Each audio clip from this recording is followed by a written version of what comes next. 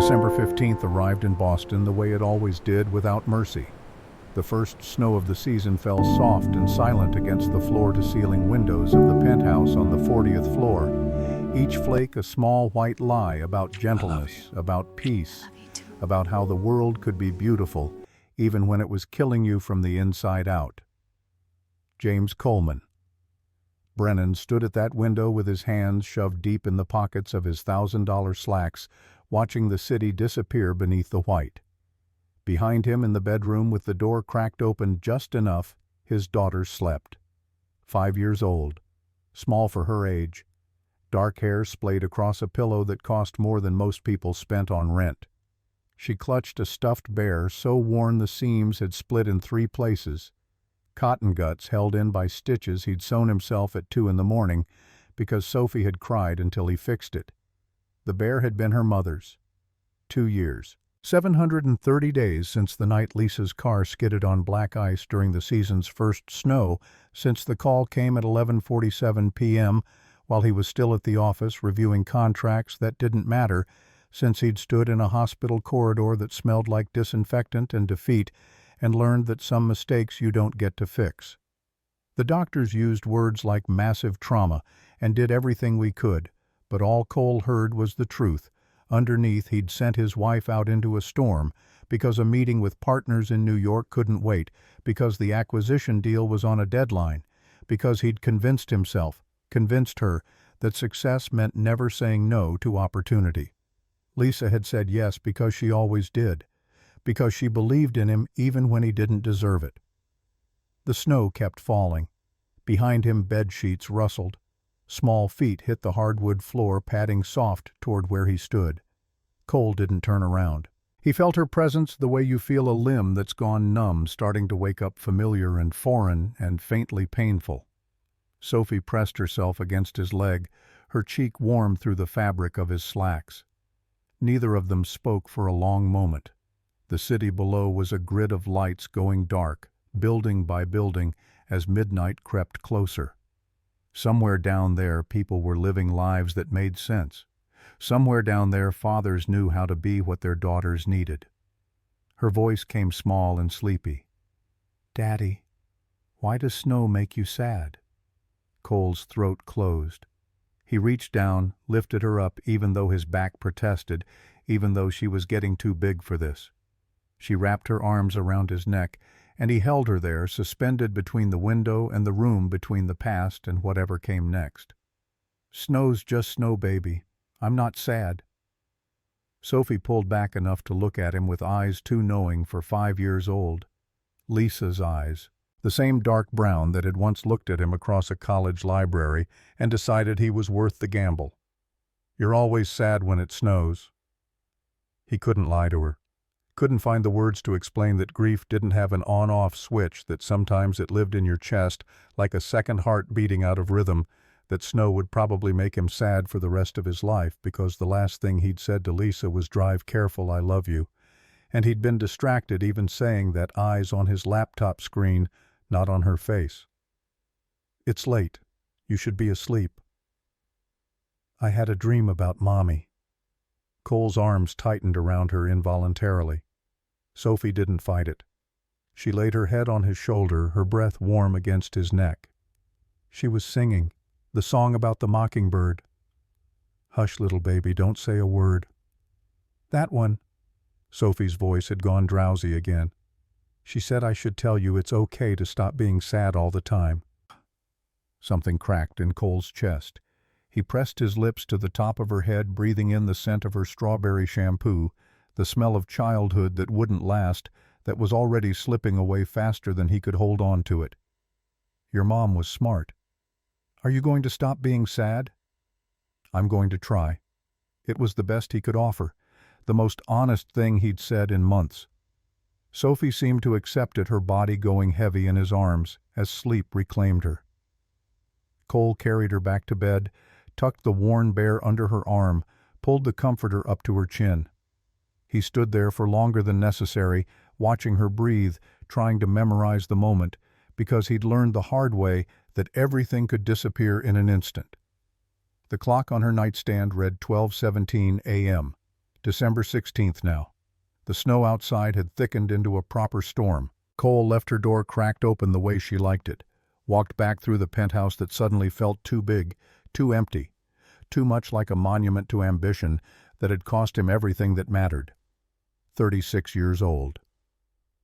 CEO of Brennan Technologies, a company his grandfather had started in a garage and he'd grown into a 9-figure enterprise.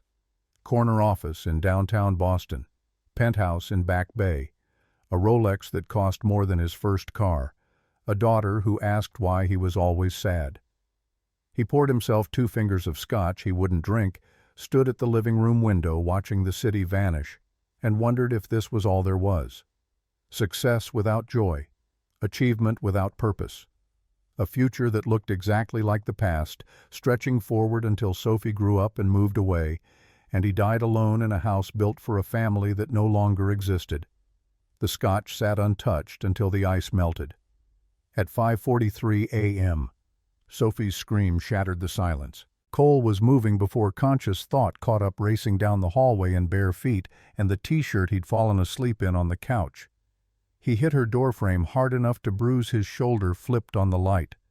Sophie sat upright in bed, her face flushed crimson, her small chest heaving with breath that came too fast. Sweat plastered her hair to her forehead. Her eyes were glassy, unfocused. "Baby." Cole was at her side in 2 strides, hand on her forehead. Heat radiated from her skin like a furnace. "Baby, what hurts?" "Everything." The word came out small and broken.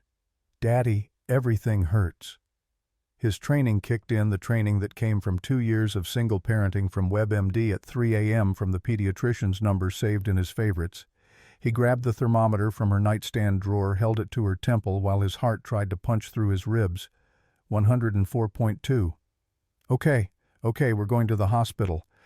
"I don't want to go." "I know, sweetheart. I know, but we have to." He grabbed the clothes she'd left on her floor, dressed her while she whimpered, wrapped her in her winter coat that was too thin, made a mental note to buy a better one.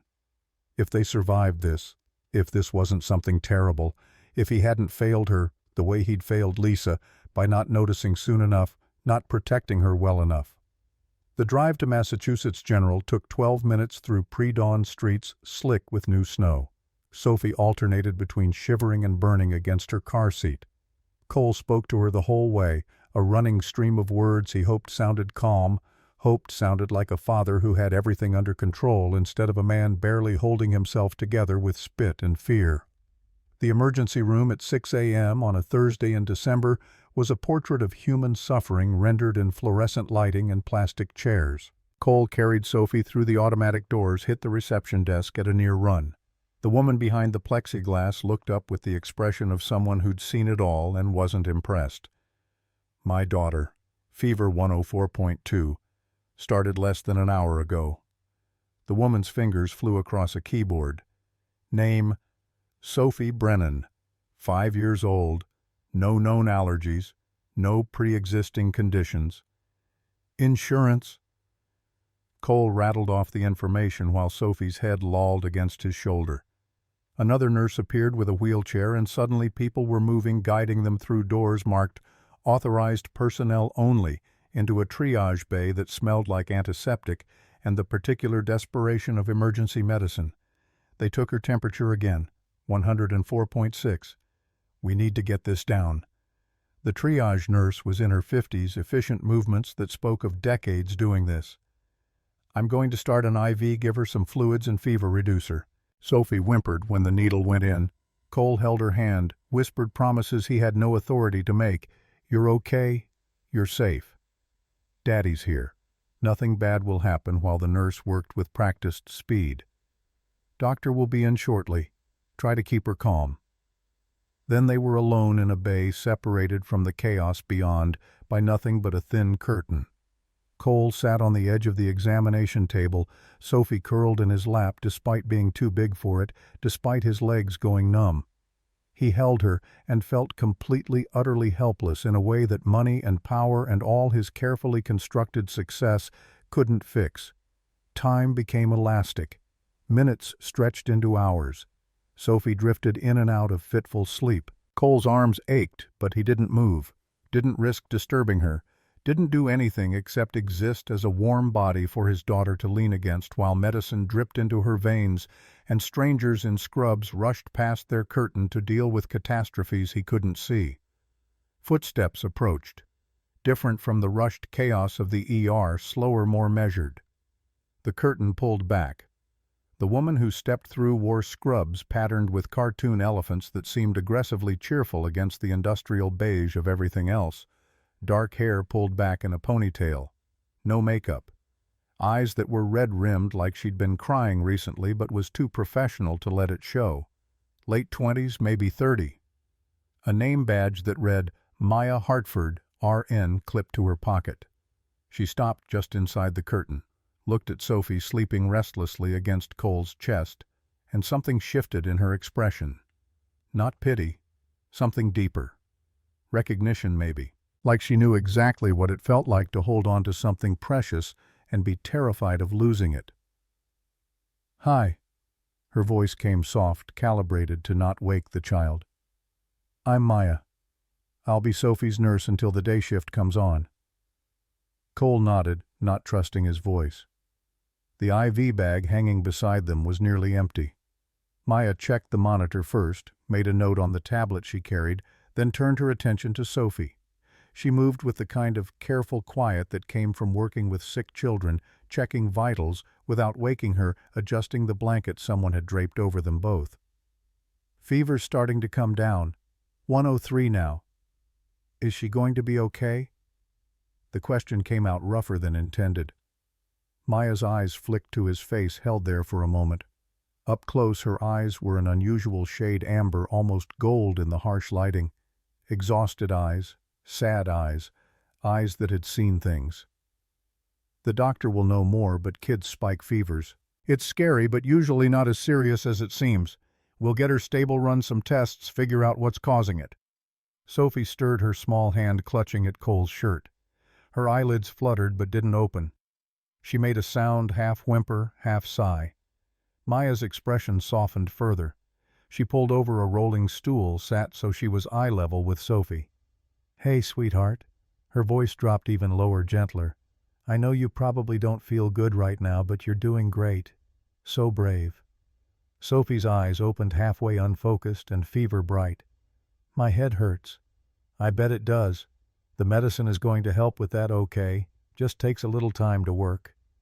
Sophie's gaze drifted past Maya to some point in the middle distance.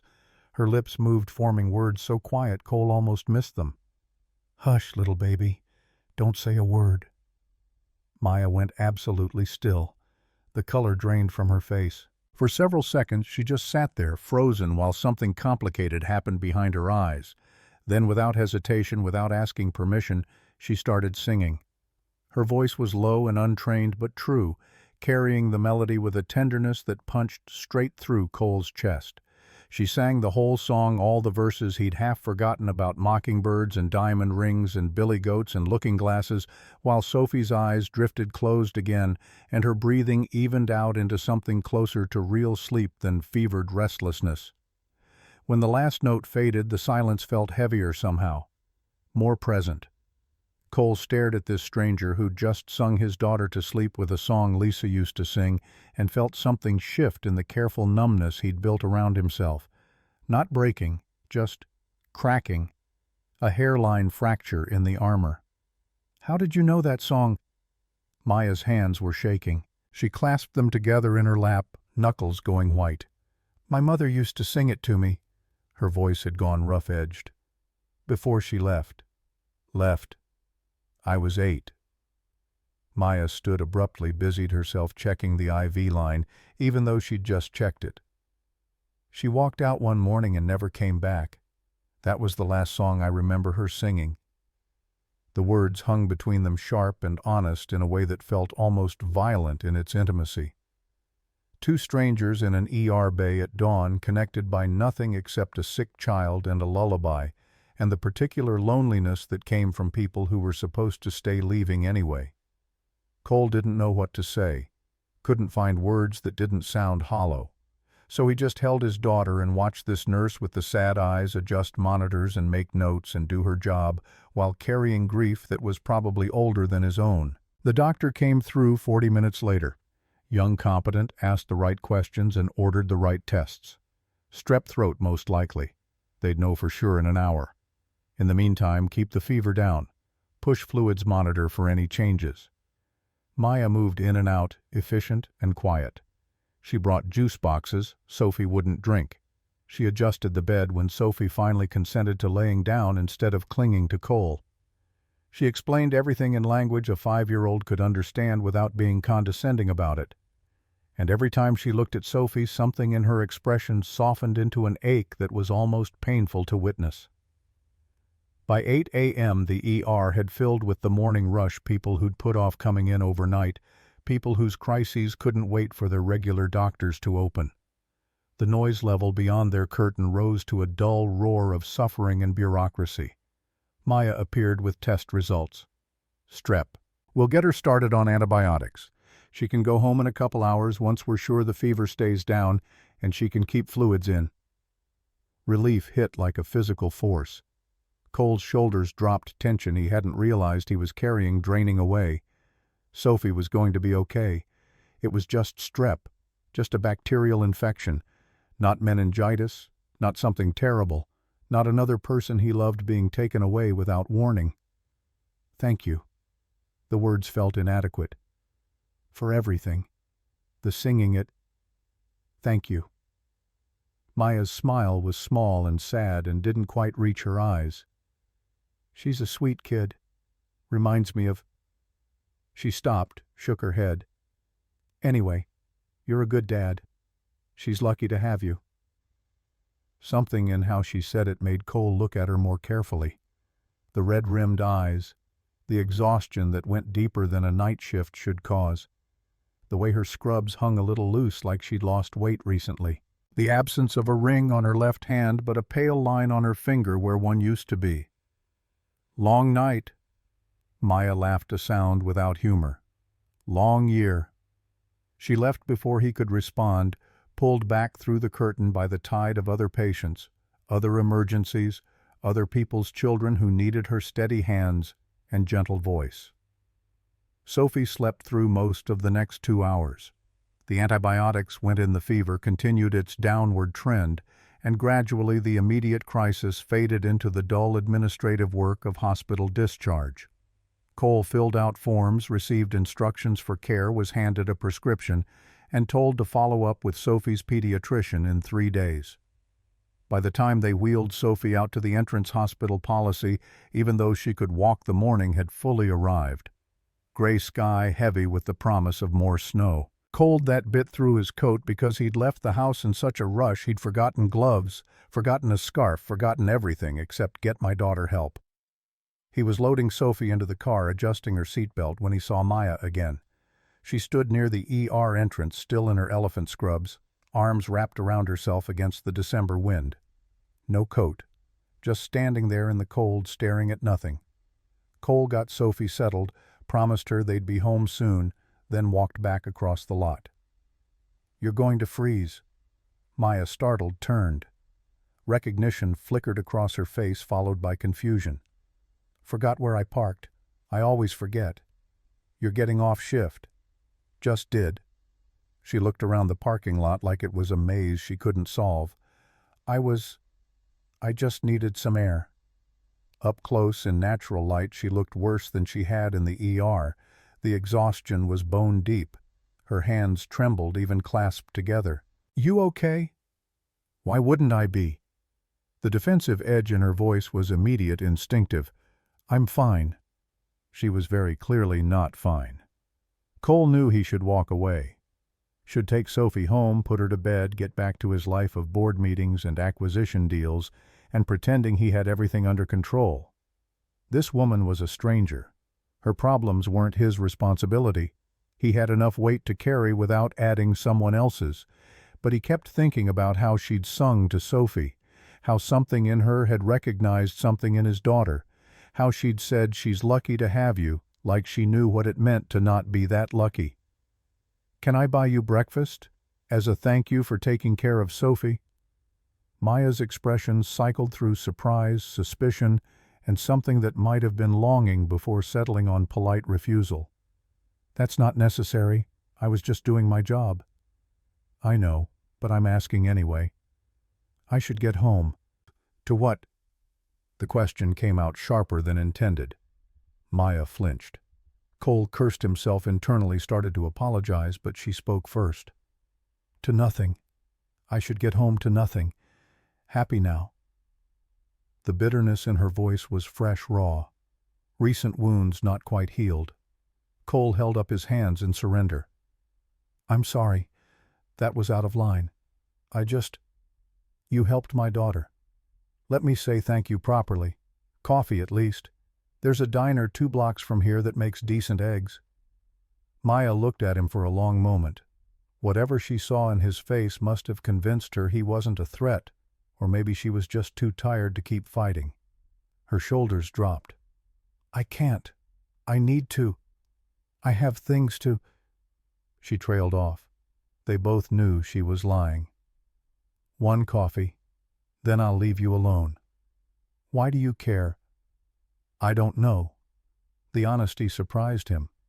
Maybe because you looked at my daughter like you understood what it meant to need someone. Maybe because I recognize what too many losses in too short a time looks like. Maybe I'm just tired of eating breakfast alone. Something shifted behind her eyes. The defensive walls came down 1/2 inch. I don't have money for a diner. I'm buying. I can't accept charity. It's not charity. It's payment for services rendered. Sophie smiled for the first time in days when you sang to her. That's worth at least pancakes. Maya's laugh was startled genuine. You drive a hard bargain. I'm a CEO. It's what I do. Of course you are. She shook her head, but some of the tension had left her posture. Fine, 1 coffee. But I'm ordering the most expensive thing on the menu. Deal. He drove them both to the diner, Sophie sleeping in her car seat. Maya silent in the passenger seat beside him. She stared out the window at the gray morning, her reflection in the glass showing an expression too complicated to parse. The diner was called Rosie's, and it had been there longer than Cole had been alive, a Boston institution surviving on decent food and better coffee. They took a booth in the back. Cole ordered for Sophie, even though she was asleep, scrambled eggs and toast she'd pick at when she woke. Maya ordered black coffee and French toast and didn't make eye contact with the waitress. For the first few minutes they sat in silence. Maya wrapped both hands around her coffee mug like she was trying to absorb its warmth. Her nails were bitten short. No polish. The pale line on her ring finger was more obvious in this light. You don't have to tell me anything, Cole said finally. But if you want to talk, I'm a decent listener. Maya stared into her coffee. Why? Why what? Why do you care? You don't know me. Your daughter's fine. You could have just left. Cole thought about that. About why he'd stopped. Why he'd asked why he was sitting in a diner with a stranger when he should be home putting Sophie to bed. Because 2 years ago, my wife died in a car accident. And for the first 6 months after everyone asked how I was doing, and I said fine even though I was falling apart. And exactly nobody pushed harder. Everybody just accepted the lie and moved on. I guess I don't want to be that person. Maya's eyes finally met his. Something in them cracked open. I'm sorry about your wife. I'm sorry about your mother. She chose to leave. That's different. Pain is pain. Maya took a long drink of coffee. When she set the mug down, her hands were steadier. I got evicted yesterday. From the hostel I've been staying at for the last 2 weeks. Before that, I got evicted from my apartment after my fiancé emptied our joint account and disappeared. Before that, I got fired from my full-time nursing position because I had a nervous breakdown in the middle of a shift and screamed at a patient's family member. So now I'm working per diem at 6 different hospitals, living nowhere, and trying very hard not to think about the fact that I'm 29 years old and have absolutely nothing to show for it. She delivered this information in a flat, emotionless tone that was somehow more devastating than if she'd cried. Jesus. Yeah. Maya picked up her fork, pushed it around the French toast the waitress had brought. So that's why I looked like I'd been crying in the ER, because I had been. In the bathroom during my break. Very professional. You still showed up. You still did your job. You were great with Sophie. Sophie was easy. She's a good kid, polite, brave. She didn't deserve whatever brought her to the ER at 6 a.m. Strep throat. No, I mean the sadness. She's carrying something heavy for a 5-year-old. Cole's throat tightened. Of course Maya had seen it. Of course this woman who'd been abandoned and betrayed and knocked down recognized grief in a child. She misses her mom. I don't know how to help her with that. You show up. That's how. You were there at 6 a.m. holding her even though you looked like you hadn't slept in days. You stayed with her the whole time. You let her know she's not alone. That's what kids need. Is that what you needed? Maya flinched. I don't know. I never got it, so I can't say if it would have helped. They ate in silence for a while. Sophie stirred in the booth beside Cole, blinked awake, looked around confused until her gaze landed on her father. Daddy. Right here, baby. We're getting breakfast. You hungry? Sophie considered this, then shook her head. But she saw the toast on the plate Cole had ordered for her and picked up a piece nibbled at the corner. Sophie, this is Maya. She was your nurse at the hospital. Sophie looked at Maya with sleepy curiosity. You sang to me. I did. Did it help? Yeah. Sophie took another bite of toast. My mommy used to sing that song. I know. It's a good song. She died. Maya's expression didn't change, didn't go soft with pity or awkward with not knowing what to say. She just nodded. That must be really hard. It is. Daddy gets sad about it. I bet he does. It's okay to be sad when you miss someone. Are you sad? Maya glanced at Cole, something asking permission in her eyes. He nodded slightly. If his daughter was going to be this direct, the least he could do was let Maya be honest back. Yeah, sweetheart. I'm pretty sad right now. Why? Because sometimes grown-ups mess up and lose things they care about. Sophie processed this while chewing her toast. I'm sorry you're sad. Thank you. I'm sorry you're sad too. They regarded each other across the table, a 5-year-old and a 29-year-old who'd both learned too young that people leave, that things end, that the world doesn't stop breaking your heart just because you've already been broken before. Cole watched them and felt something shift in his chest. An idea forming, probably a terrible idea, almost certainly a complication he didn't need. He waited until they'd finished eating, until he'd paid the check and they were standing in the parking lot again with the sky starting to spit snow. Can I ask you something? Maya pulled her thin jacket tighter. I guess. Do you have anywhere to be today? Not really. I don't have another shift until tomorrow night. And you're staying where exactly? Her jaw tightened. I'll figure something out. That's not an answer. It's the only answer I have. Cole looked down at Sophie, who was leaning against his leg, still exhausted from the fever. Looked back at Maya, who was trying so hard to hold herself together and failing in ways that were painful to witness. The idea crystallized into something he could actually say out loud. I need a nanny. Maya blinked. What? For Sophie.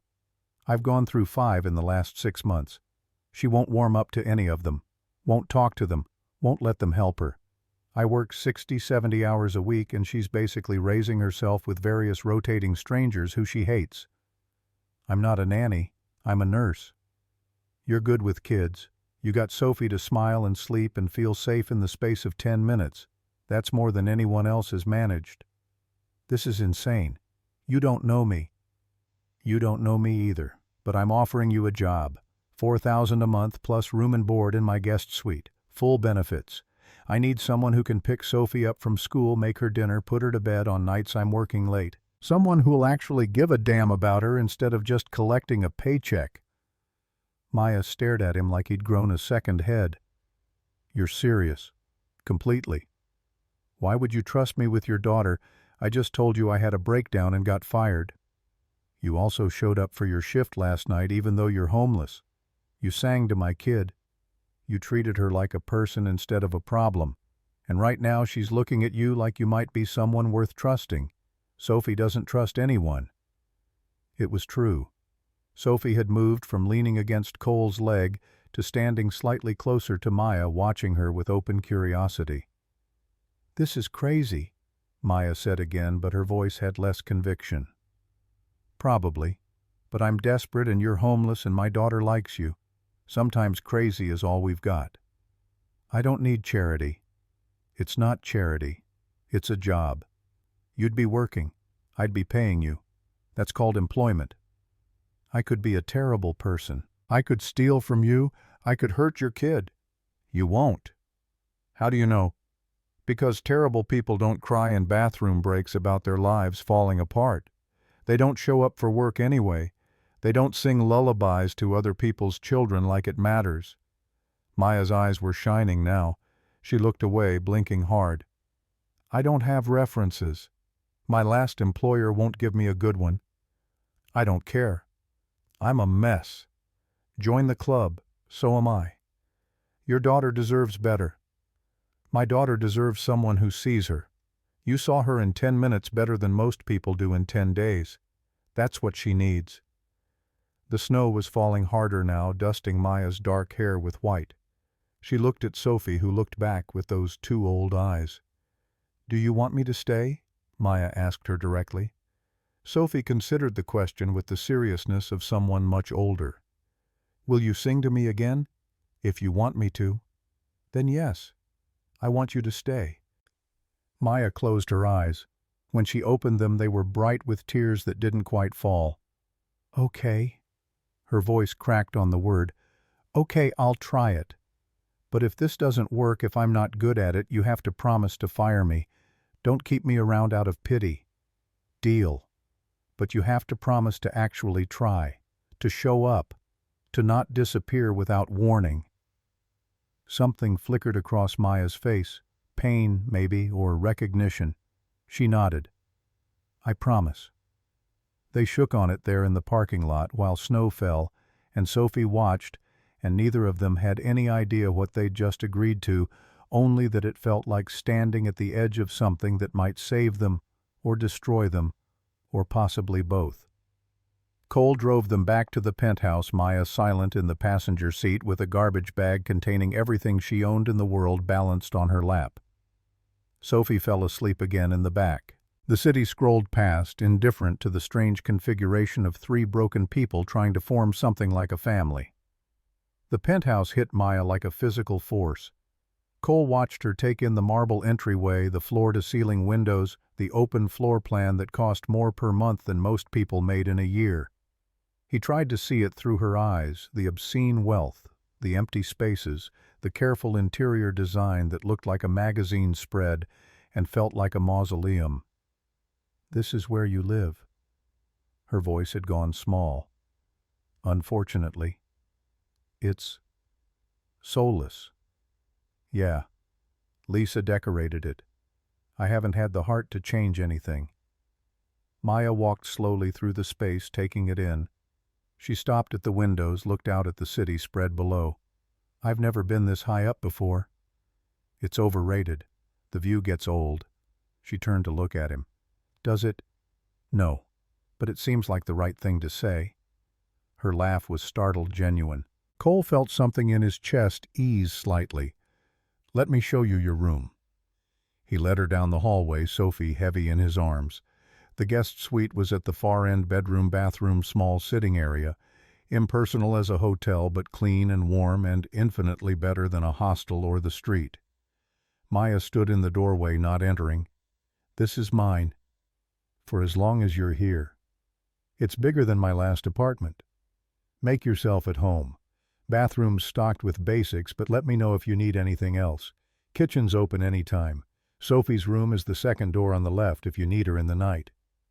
Maya set her garbage bag down just inside the door. Everything she owned in a black plastic bag. The contrast with his obscene wealth made Cole feel vaguely sick. "I should put Sophie down for a real nap. She's had a rough morning." "Yeah, Okay. Maya wrapped her arms around herself. Thank you for this. I know I said it's not charity and I'm going to earn my pay, but thank you. Thank you for saying yes. They stood there for a moment, these two strangers who'd somehow become responsible for each other in the span of a few hours. Then Cole carried his daughter to her room, laid her in bed with her worn bare, pulled the curtains against the gray afternoon. He paused in the doorway, looking back at her sleeping face. You're going to be okay, he thought. We're all going to be okay. He almost believed it. The first week passed in a series of small adjustments that felt monumental. Maya moved through the penthouse like someone afraid of leaving fingerprints, careful not to touch anything, not to claim any space beyond the guest suite. She did her job with quiet efficiency, picked Sophie up from kindergarten, made simple dinners, established a bedtime routine that actually worked. Sophie bloomed under the attention. Within 3 days she was talking to Maya in full sentences instead of single-word answers. Within 5, she was laughing. Cole came home at 7 p.m. on Friday early, for him still too late by any reasonable standard, and found them in the living room. Maya sat on the floor with markers and paper spread around her. Sophie was next to her, both of them drawing. "Daddy!" Sophie scrambled up, ran to him with a paper clutched in her hand. "Look what Maya taught me." The drawing was simple, a house, a tree, a stick-figure family. But the figures had faces with expressions, details that showed someone had taught her to actually look at what she was drawing instead of just copying shapes. "This is beautiful, baby." "Maya's a real artist. She went to art school and everything." Cole looked over Sophie's head at Maya, who'd stayed on the floor gathering markers. Her cheeks were flushed. "Art school. Long time ago. Different life." She stood, capped the last marker. "Dinner's almost ready. I made chicken and vegetables. Sophie helped." "I cut the carrots," Sophie announced proudly. "Maya let me use a real knife. A small one," she added quickly, reading the expression on Cole's face. "We were very careful." They ate dinner together at the kitchen island, Sophie chattering about her day, Maya quiet but present. Cole trying to remember the last time his home had felt this alive, after Maya did dishes while Sophie picked out a book for bedtime. Cole stood in the doorway watching Maya work efficient movements that spoke of someone who'd worked 100 different jobs, who knew how to clean a kitchen quickly and well. "You don't have to do that. I have someone who comes to clean." "I don't mind. I like keeping busy." "Maya," she turned dish towel in hand, "you're doing great. With Sophie, I mean. She's happier than I've seen her in months." Maya's expression flickered with something complicated. "She's a good kid, easy to care about." "Still, thank you." "You're paying me. You don't need to thank me." "Yes, I do." They looked at each other across the kitchen, and Cole felt it again, that strange pull, that sense of recognition, like they were both people who'd learned to function while bleeding internally, and maybe that made them dangerous to each other, or maybe it made them the only ones who could understand. Sophie appeared in the doorway with a stack of books. "Ready for stories?" Maya smiled, handed Cole the dish towel. "Your turn. I've got some things to do." She disappeared down the hallway to her room. Cole read to Sophie 3 books, then a 4th, when she begged and tucked her in with the worn bear. "I like Maya," Sophie said sleepily. "I'm glad." "Are you going to marry her?" Cole choked on nothing. "What number baby Maya works for us. She's here to help take care of you. But you look at her the way you used to look at Mommy." "Sophie, it's okay if you like her daddy. I think Mommy would want you to be happy." Cole's throat closed. He kissed his daughter's forehead, unable to find words that wouldn't come out broken. "Sleep tight, baby. Love you, Daddy. Love you too, more than anything." He left her door cracked open, walked back through the too big penthouse to his own room, stood at the window watching the city while his daughter's words echoed in his head. "You look at her the way you used to look at Mommy." He didn't. He couldn't. Maya was here for Sophie. This was a professional arrangement. The fact that she had sad eyes and a beautiful voice, and the kind of quiet strength that came from surviving things that should have broken her didn't mean anything. The fact that dinner with her and Sophie had felt like the first real family meal he'd had in 2 years didn't mean anything. It couldn't mean anything. Cole poured himself scotch he wouldn't drink and tried very hard not to think about the woman sleeping down the hall. 2 weeks became 3. The routine solidified. Maya proved to be exactly what Sophie needed: present, but not smothering fun, but firm, someone who treated a 5-year-old like a person capable of having opinions and making choices. She taught Sophie to cook simple things. She took her to the park even when it was cold. She read with genuine interest instead of obligation. And she never overstepped. Never tried to be Sophie's mother. Never claimed authority she hadn't earned. She was just there. Steady. Present. The first stable thing in Sophie's life since Lisa died. Cole found himself coming home earlier. Not for any specific reason. Just because he wanted to. Because he was curious what they'd been doing all day. Because Sophie's laughter echoing through the penthouse was the best sound he'd heard in years. He told himself it was about Sophie. He was lying. The truth hit him on a Thursday night in late December. He came home at 6:30 to find Maya in the kitchen stirring something on the stove while Sophie sat at the counter doing homework. Neither of them noticed him immediately. He stood in the doorway watching. Maya was humming under her breath the Mockingbird song, he realized. Sophie looked up from her math worksheet. Maya, what's 7 plus 8? What do you think it is? 15. Show me how you got there. Sophie counted on her fingers, face screwed up in concentration. 7 and 3 is 10, then 5 more. 15. Perfect. See? You knew it.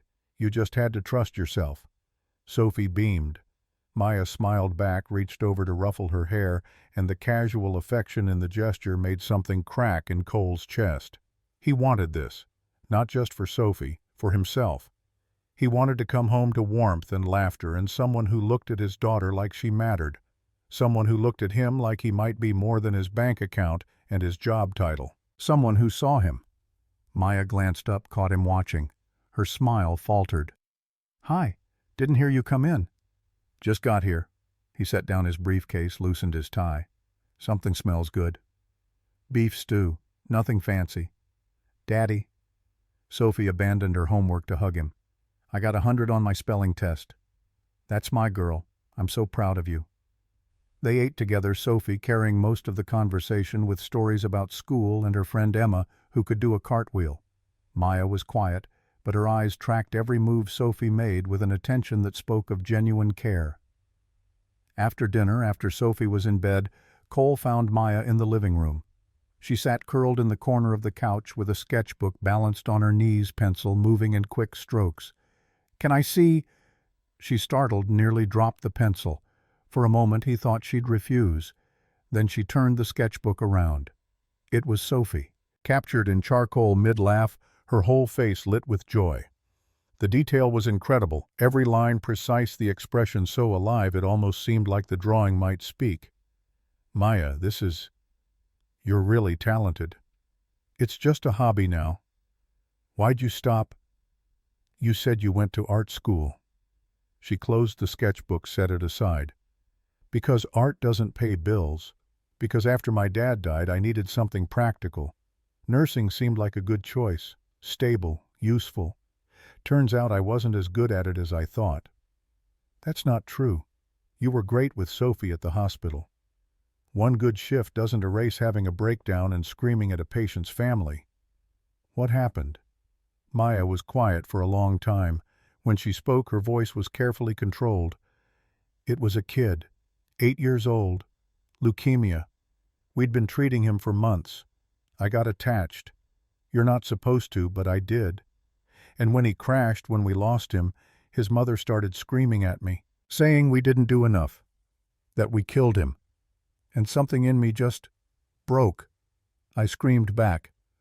Told her we did everything, that sometimes kids die and it's not anyone's fault, that she needed to shut up and let us do our jobs. Jesus. Yeah. Security had to escort me out. I was fired that afternoon.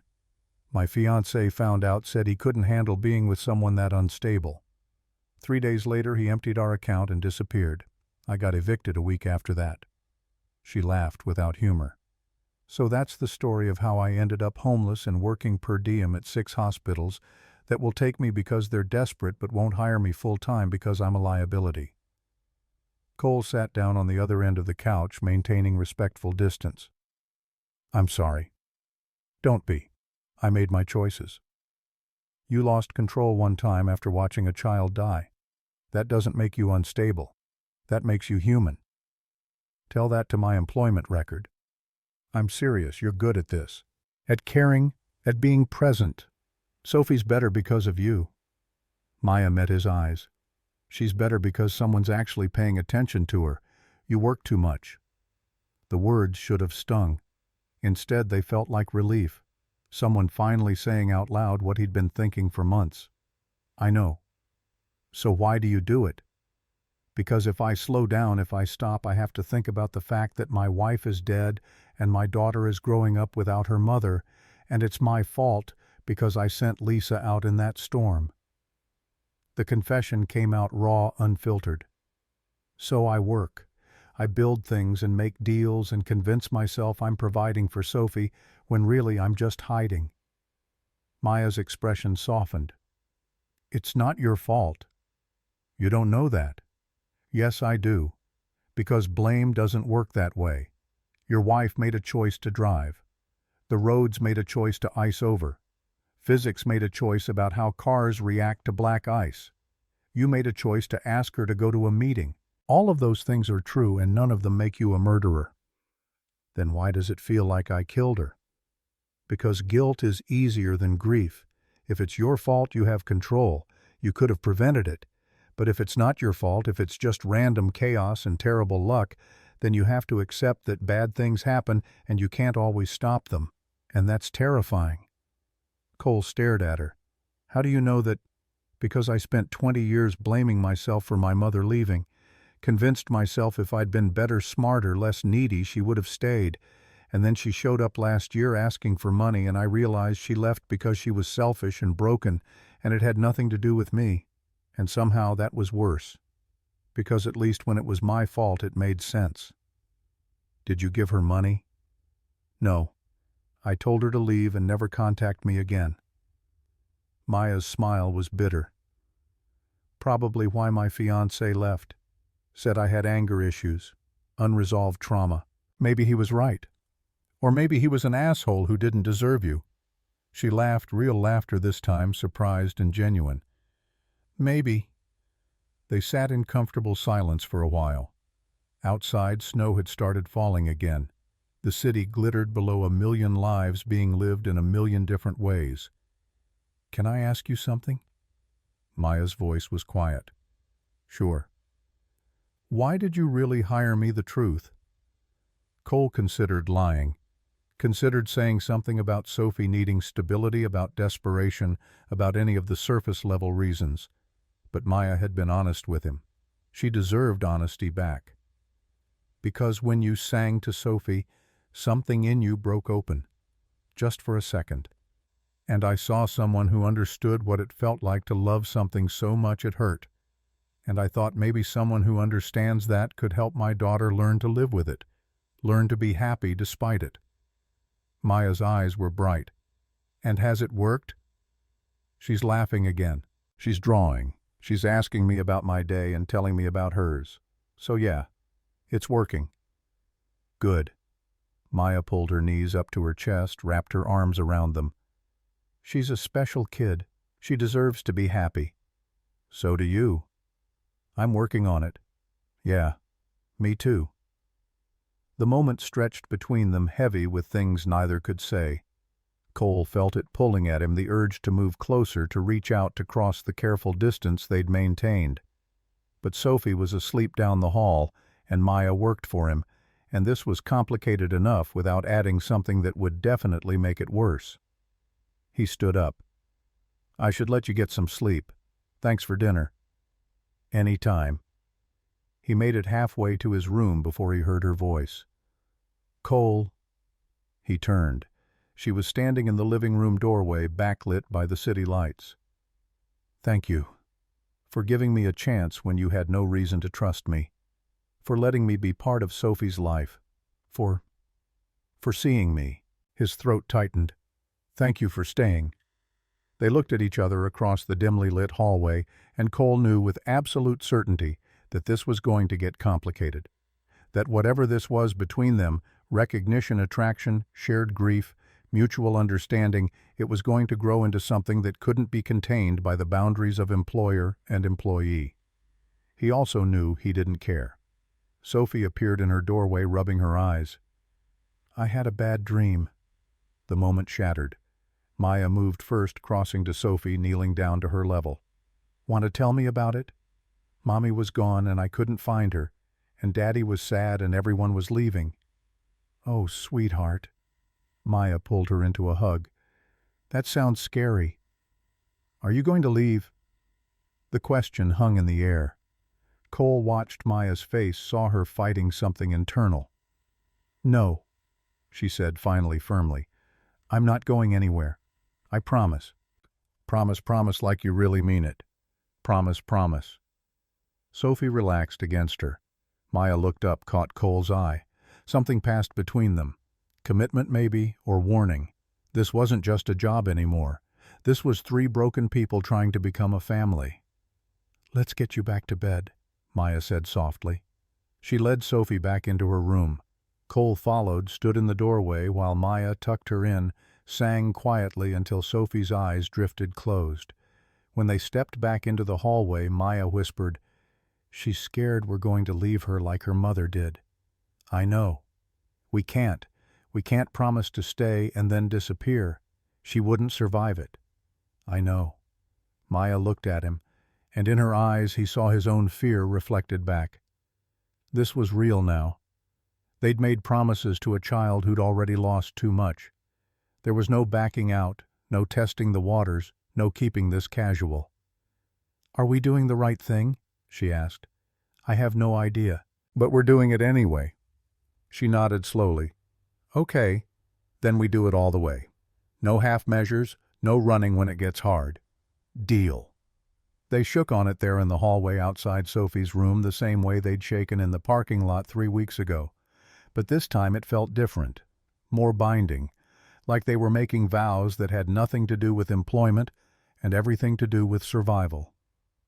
The next morning, Cole woke to the smell of pancakes. He found Maya and Sophie in the kitchen, both wearing aprons, both covered in flour. They were laughing about something, Sophie's face bright with joy. Cole stood in the doorway watching them and felt something he hadn't felt in 2 years. Hope. Maybe they wouldn't make it. Maybe this fragile thing they were building would collapse under the weight of their combined damage. Maybe he'd screw it up like he screwed up everything else. But maybe not. Maybe 3 broken people could create something whole. Maybe loss didn't have to be the end of the story. Maybe, just maybe, they were going to be okay. Sophie looked up, saw him, grinned. "Daddy, Maya's teaching me to flip pancakes." "I see that. You're doing great, baby." Maya glanced over her shoulder, smiled. Just a small smile, nothing dramatic. But it reached her eyes this time.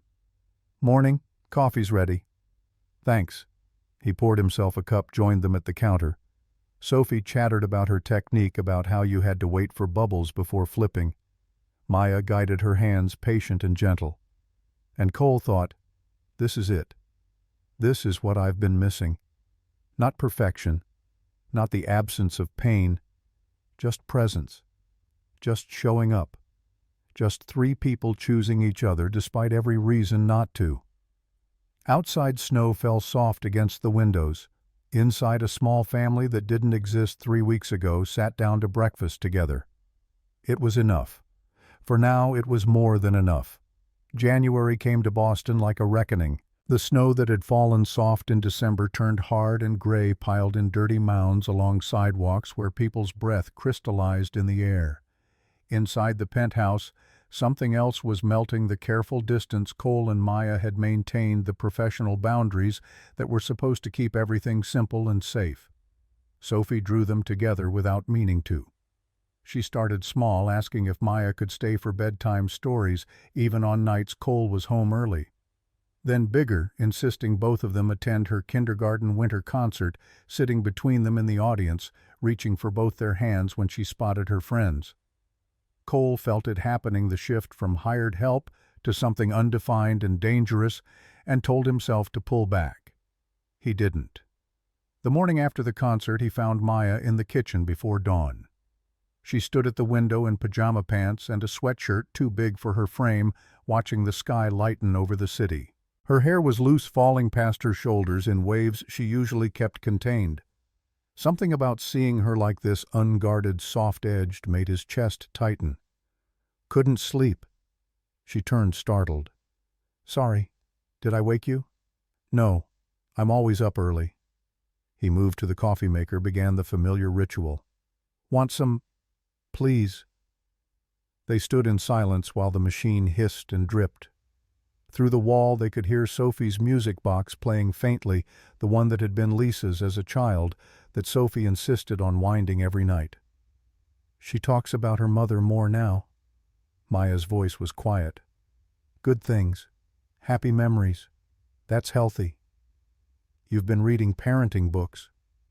"Maybe." A hint of defensiveness crept in. "Is that okay?" "It's great.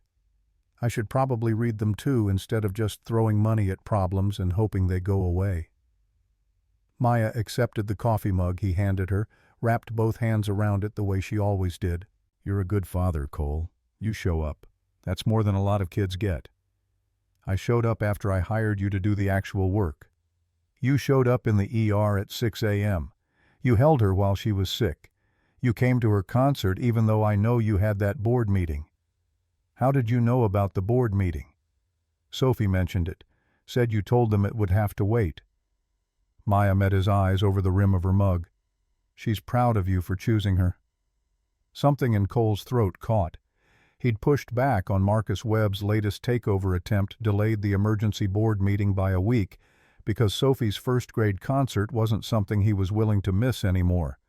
The board had been furious. Webb had sent a formal letter outlining Cole's declining commitment to fiduciary responsibility. Cole had filed it in the trash. Did she really say that she's proud? Exact words. Maya smiled, the real one that transformed her whole face. "You're doing better than you think." The moment stretched between them, loaded with things neither knew how to name. Cole became acutely aware of how she looked in the morning light, how her eyes were less haunted than they'd been a month ago, how she'd started to claim space in his home instead of apologizing for existing in it. He cleared his throat. "I should get ready for work." "Right, yeah, I'll start breakfast." He fled to his room before he could do something stupid like tell her how much her presence had changed everything, how the penthouse felt like a home now instead of a monument to things he'd lost. He showered cold and dressed in his armor, the Armani suit, the Italian shoes, the Rolex he still didn't like wearing because it reminded him of Lisa telling him it made him look like he was trying too hard. When he emerged, Sophie was at the kitchen counter working through a waffle with surgical precision, cutting it into perfect squares before eating each one individually. Maya stood at the stove scrambling eggs, and the scene was so achingly domestic that Cole had to stop in the doorway and just breathe through it. "This is what I want," he thought. "This. Exactly this." The realization terrified him. Work became a battlefield. Marcus Webb escalated from hostile to actively predatory, using Cole's reduced hours as ammunition with the board. CFO Anderson pulled Cole aside after a strategy meeting in mid-January. "We need to talk about your availability." "My availability is fine. You left yesterday at 5:30. You've declined 3 evening dinners with potential investors. Webb is telling the board you're distracted." "Webb can go to hell." Anderson's expression sharpened. "This isn't a joke, Cole. You built this company from your grandfather's garage startup into a major player. Don't let personal issues destroy that." "Personal issues?" Cole's voice went flat. "You mean my daughter?" "I mean whatever's happening in your life that's making you less focused. The board is worried. If Webb calls a vote of no confidence, let him. I'll win." "Will you?" Anderson leaned closer. "Because right now you're working 40 hours a week instead of 70. You're delegating major decisions. You missed the Grayson Tech preliminary meeting entirely. That's not the Cole Brennan who built this empire. Maybe that Cole Brennan was building the wrong thing. Anderson stared at him. Are you having a breakdown? I'm having a realization. There's a difference. Not from where the board sits. Anderson stood, adjusted his tie. Figure out what you want, Cole. This company or whatever's distracting you, because you can't have both. The conversation replayed in Cole's head all afternoon. He made it until 4:30 before texting Maya that he was coming home early. Her response came immediately. Sophie will be thrilled. Lasagna for dinner. Perfect, he wrote back and meant it. But when he arrived home, he found Maya pacing the living room with her phone pressed to her ear, her expression shuttered and tense. Sophie sat on the couch watching her with worried eyes. I don't care what you need. I told you to never contact me again. Maya's voice was ice. No. No, I'm not interested in your excuses. You made your choices. Live with them. She ended the call, stood there breathing hard. When she noticed Cole, her face crumpled for just a second before she got it under control. Who was that? Nobody. Doesn't matter. But her hands were shaking.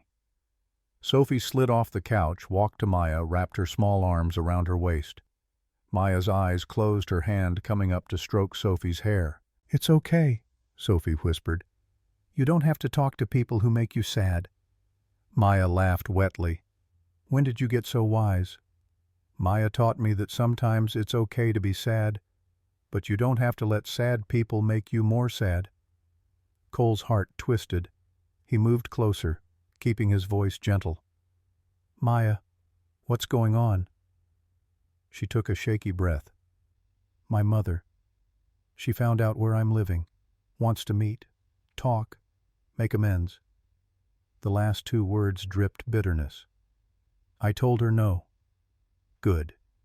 Maya's eyes snapped to his face, surprised. You don't owe her anything, Cole continued. She left. She gave up the right to your time and energy and forgiveness. If you want to talk to her, that's your choice. But you don't have to. She said she's sick, that she needs help. That's not your problem. She's my mother. Biology doesn't create obligation. He thought of his own mother, dead 5 years now, from cancer she'd hidden until it was too late because she didn't want to burden anyone. Thought of all the ways family could hurt you, even when they loved you. You get to choose who's in your life, Maya. Anyone who makes you feel like you have to earn your place doesn't deserve to be there. Something in her face shifted. Sophie was still clinging to her, and Maya held her tighter. Thank you, she whispered.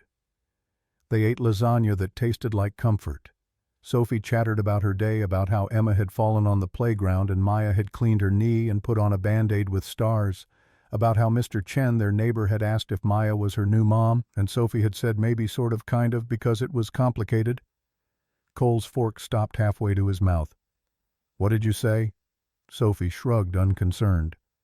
That it's complicated. Because Maya lives with us and takes care of me, but she's not married to you, so I don't know if that counts as a mom or what. Maya had gone very still. Cole could see her pulse beating in her throat. Sophie, honey, Maya is your nanny. She works for us. I know, but she feels like family. Sophie looked between them, confused by the sudden tension. Isn't she? The question hung in the air like a challenge. Cole opened his mouth to explain professional boundaries to reinforce the safe distance they were supposed to maintain, but Maya spoke first. I feel like family too. 3 words that changed everything. Sophie beamed. See, I told Mr. Chen it was complicated. After dinner, after Sophie was in bed, Cole found Maya in her usual spot on the couch with her sketchbook. But she wasn't drawing, just sitting with the pencil loose in her hand, staring at nothing. I shouldn't have said that. About feeling like family. It was unprofessional. It was honest. Cole sat on the other end of the couch. And Sophie needed to hear it. She needs to know she's not going to lose you. How can you promise that people leave? It's what they do. Not all people. Not everyone. Your wife left. The words hit like a fist. Cole flinched, but Maya didn't back down. She didn't choose to, but she still left. And Sophie knows that. She knows people disappear. So when she asks if I'm family, what she's really asking is, am I going to stay? And I can't promise that because I don't know. Maya's voice cracked. I don't know what happens when you decide you don't need me anymore. When Sophie gets older and doesn't need a nanny. When you meet someone you actually want to build a life with instead of just someone convenient to help with your daughter. You think that's what this is, convenience? Isn't it? Cole moved before thinking it through, closing the distance between them, taking her hands in his. She stared at their joined fingers like she couldn't quite believe they were real. Maya, you terrify me. From the moment you sang to Sophie in that ER, you've terrified me. Because you made me feel things I thought died with Lisa. You made me want things I'd convinced myself I didn't deserve. You walk into a room and the air changes. Sophie lights up when she sees you. I come home early just to hear you laugh. That's not convenience. That's... He stopped, because finishing that sentence meant crossing a line they couldn't uncross. That's what... Her voice was barely a whisper. Dangerous. That's dangerous. Why? Because you work for me. Because Sophie's attached to you. Because if this goes wrong, we don't just break our own hearts. We break hers. And I can't... His voice roughened. I can't do that to her. I can't risk her losing someone else she loves. Maya pulled her hands free. Then we don't risk it. We keep it professional. We maintain boundaries. Is that what you want? What I want doesn't matter. Yes, it does. It's the only thing that matters. She looked at him, then really looked, and he saw his own conflict reflected back the want war with the fear, the hope crushed under the weight of past losses. I want to stay, she whispered. I want this to be real. I want Sophie to be right that I'm family. I want... She broke off, shook her head. It doesn't matter. Tell me anyway. I want you to look at me the way you're looking at me right now every day for the rest of my life. I want to matter to someone the way I mattered to my father before he died. I want to build something that doesn't fall apart the second I start to trust it. Cole's hand came up, cupped her face. She leaned into the touch like she was starving for it. You matter, he told her. To Sophie. To me. You matter more than you know. They were close enough now that he could see the gold flecks in her amber eyes, could count the freckles across her nose, could feel her breath against his lips. The distance between them was nothing. Everything. A choice they both knew they shouldn't make. His phone shattered the moment. Marcus Webb's name flashed on the screen. Cole cursed, pulled back, answered. What? Webb's voice came smooth and venomous. Emergency board meeting. Tomorrow 9 a.m. I'm calling a vote of no confidence. Thought you deserved the courtesy of advance warning. On what grounds? Dereliction of duty, reduced productivity, conflicts of interest. A pause loaded with implication. I've been hearing interesting things about your new live-in nanny. Very cozy arrangement. Board members are concerned about your judgment. Ice flooded Cole's veins. Leave her out of this. Hard to do when you're parading her around like she's family. Brought her to Sophie's concert. Introduced her to clients at the Grayson Tech Mixer. People talk Cole. And what they're saying is that you've lost focus. That you're more interested in playing house than running a company. This is about the Silicon Valley deal. You want me to take it so you can leverage the restructuring into a buyout. This is about a CEO who's forgotten what leadership means. 9 a.m. Cole.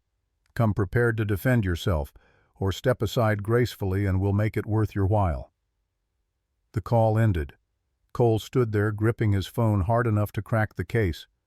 Maya had gone pale. He knows about me. He doesn't know anything. He's fishing. He said conflicts of interest. He meant me. This isn't your fault. Isn't it? She stood, wrapped her arms around herself. I moved into your house. I've been going to Sophie's school events.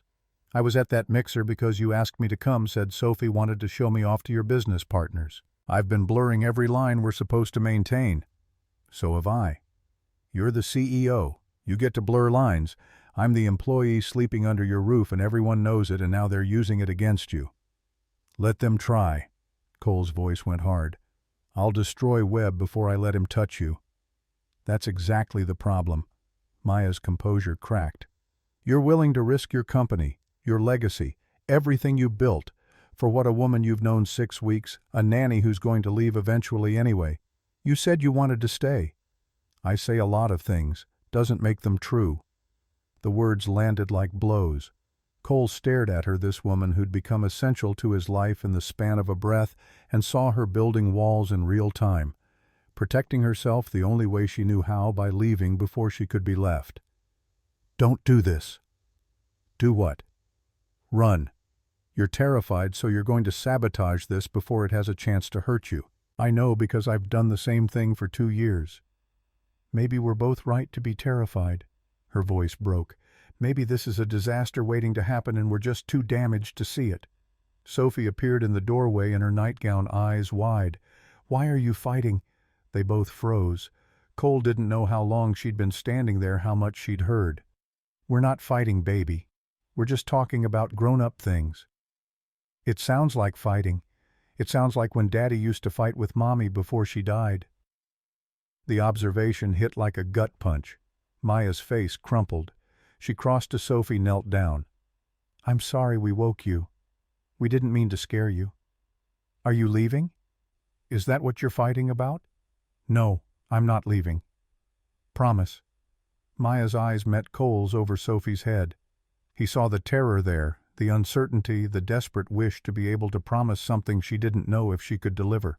I promise to never leave without saying goodbye. Is that okay? It was the most honest answer she could give. Sophie seemed to accept it. Let Maya lead her back to bed, tuck her in again.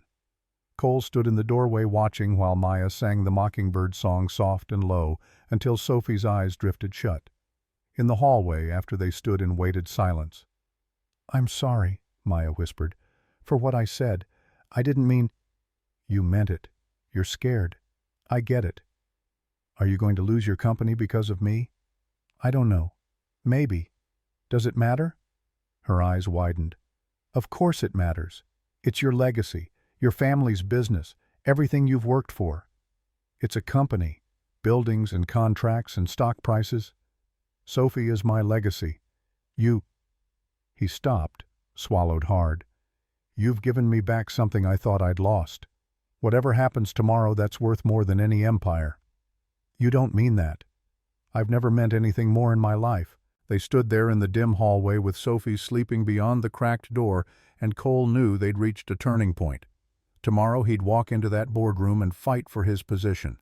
Fight for the company his grandfather built. Fight for everything he'd spent 15 years growing. But tonight, right now, all he wanted to fight for was this, a makeshift family held together by need and hope and the fragile belief that maybe broken people could build something whole. He took Maya's hand. She didn't pull away. Whatever happens tomorrow, we figure it out together. Okay? Her fingers tightened on his. Okay. It wasn't a declaration of love, wasn't a promise of forever, but it was a choice to stay, to face whatever came next as a unit instead of as isolated survivors. It was enough. For now, it was everything. The board meeting started at 9 a.m. sharp in the conference room on the 20th floor. Cole walked in wearing his best suit and the kind of cold fury that came from spending a sleepless night preparing for war. The room was already full. 8 board members, Marcus Webb lounging at the far end looking smug, CFO Anderson studying papers with studied neutrality. Webb wasted no time. Gentlemen, thank you for coming on short notice. I've called this meeting because I believe we're facing a leadership crisis. Cole Brennan's recent behavior suggests he's no longer capable of providing the focused direction this company requires. That's bullshit, and you know it. Cole remained standing, refused to sit. Company performance is up 12% year over year. We've closed 3 major contracts this quarter. Our stock price is at an all-time high. Stock price built on momentum you're no longer sustaining. Webb slid a folder across the table. Your hours have decreased by 40%. You've delegated critical decisions to subordinates. You missed the preliminary meeting with our largest potential partner. This company needs a leader who's present, committed, and focused. You're none of those things. I'm present for what matters. Like your daughter's kindergarten concert. Webb's smile was shark-like. Admirable as a father, unacceptable as a CEO. Attending my child's school event makes me unfit to lead. Choosing it over a $800 million partnership discussion does. You've lost perspective, Cole. Everyone in this room can see it. Anderson cleared his throat. Marcus has a point about the Grayson meeting. That was a significant opportunity. That I've since rescheduled. The deal isn't dead. But it's weakened. Webb leaned forward. Because they saw you prioritize personal matters over business. It sends a message that we're not hungry anymore, that we've gotten comfortable. Cole's hands clenched at his sides. I'm proposing a different message, that we're a company that values people, that we understand success isn't just profit margins. Since when? Webb's eyebrows rose. You built this company on 60-hour weeks and ruthless efficiency. You were the first one in and last one out. You sacrificed everything for growth. Now you're leaving at 5:30 to play house with your nanny. The temperature in the room dropped 10 degrees. Cole's voice went dangerously quiet. Careful, Marcus. It's a legitimate concern. You've moved an employee into your home. You're bringing her to company events. Board members are worried about conflicts of interest, about inappropriate relationships affecting your judgment. Maya takes care of my daughter. That's her job. What I do in my personal life is none of this board's business. It is when it affects your performance, when it makes you vulnerable to compromising situations.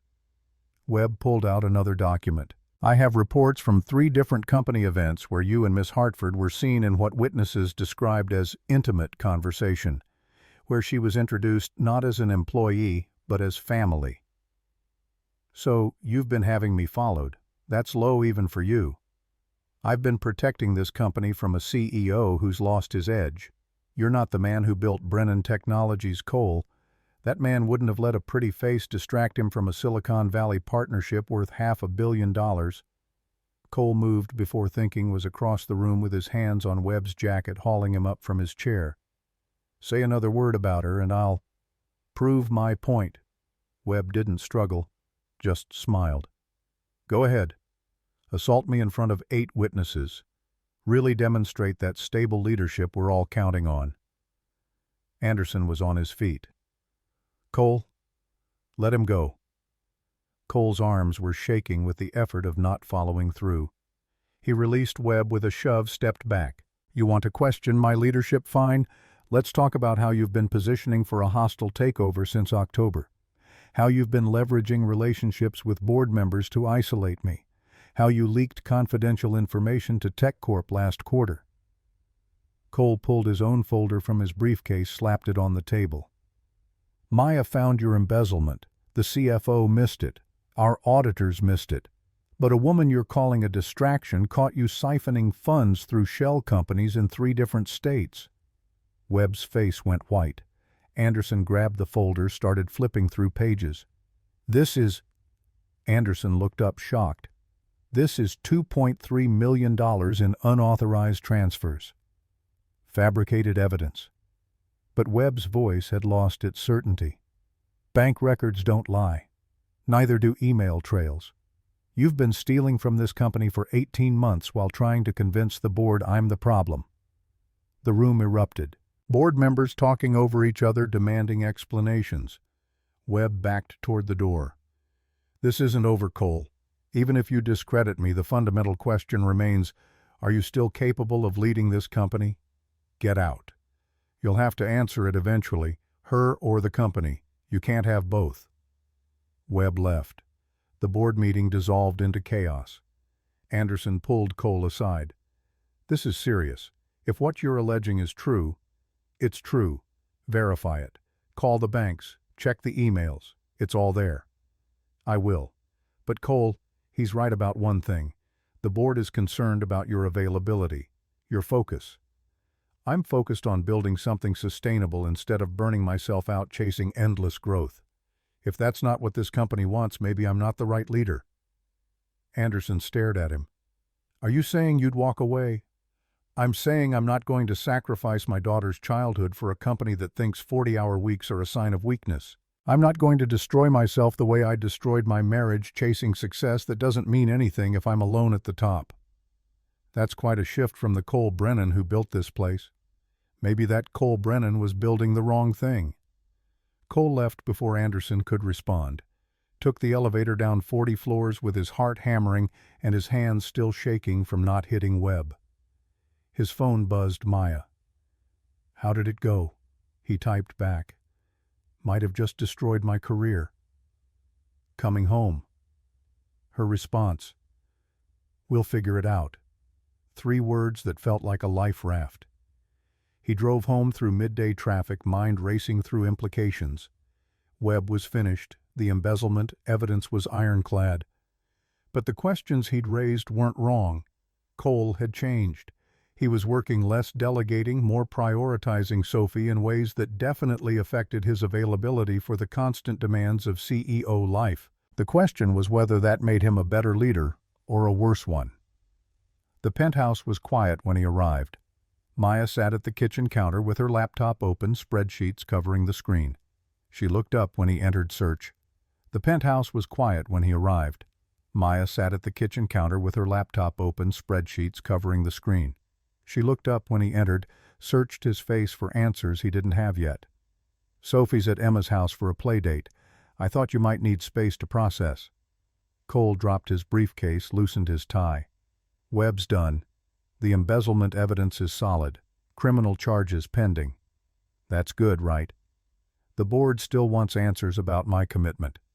Anderson's calling for a formal review of my performance over the next quarter."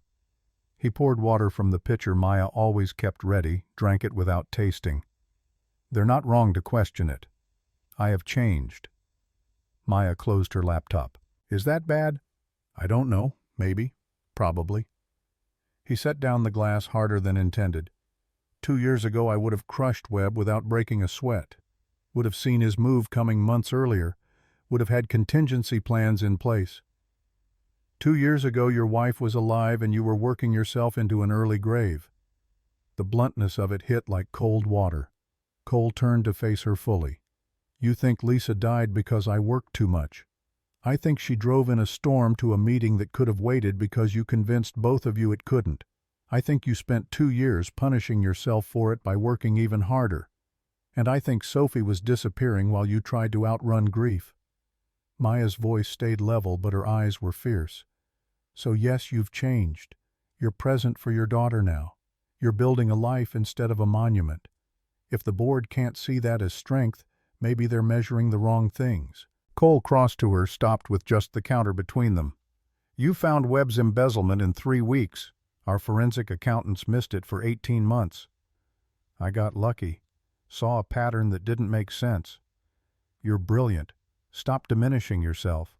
Pink colored her cheeks. "I'm competent with numbers. That's different. You could do more than nanny work. You know that, right? You could." "What? Go back to nursing, where I had a breakdown and got fired. Try art school again, where I dropped out because I couldn't afford tuition after my dad died." Bitterness crept into her tone. "I'm doing exactly what I'm qualified for. Taking care of someone else's child because I destroyed my own life." "You didn't destroy anything. Life happened to you. Life happens to everyone. Some of us handle it better." "That's bullshit." Cole's hands pressed flat on the counter. "You've been dealt a terrible hand, and you're still standing, still showing up, still taking care of Sophie like she's your own. That's not failure, that's surviving." Maya's eyes were bright. "Is it because it feels like I'm hiding, using your money and your home and your daughter to avoid facing the mess I made?" "You're not hiding. You're healing." "What if I don't heal? What if this is all I am now, broken and scared and incapable of building anything that lasts?" The vulnerability in her voice cracked something open in Cole's chest. He moved around the counter slowly, giving her time to retreat if she wanted. She didn't. He reached for her hands, found them cold despite the warm kitchen. "You've already built something. Sophie adores you." She laughs again. She talks about the future instead of just missing the past. "You did that. You did that. By being her father, by choosing to be present. We did it together." His thumbs stroked across her knuckles. "And I don't want to stop. Whatever the board decides, whatever happens with the company, I need you to know that you're not temporary to me. Not anymore." Maya pulled her hands free, wrapped her arms around herself. "Don't say things like that." "Why not?"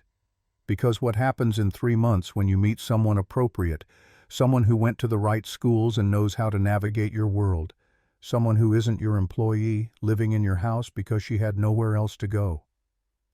"I don't want someone appropriate. I want—" He stopped himself, but barely. "What?" Her voice was barely audible. "What do you want?" The truth sat on his tongue, dangerous and undeniable. Before he could decide whether to say it, his phone erupted with texts. Anderson board members, the company attorney, all saying the same thing: Webb was being arrested, criminal investigation launched, emergency press conference scheduled for 5 p.m. "I have to go back in." Cole stared at his phone. "Damage control. Media strategy. The whole company's about to be under scrutiny. Go. I'll get Sophie from Emma's. Maya, we'll talk later. Go do what you need to do."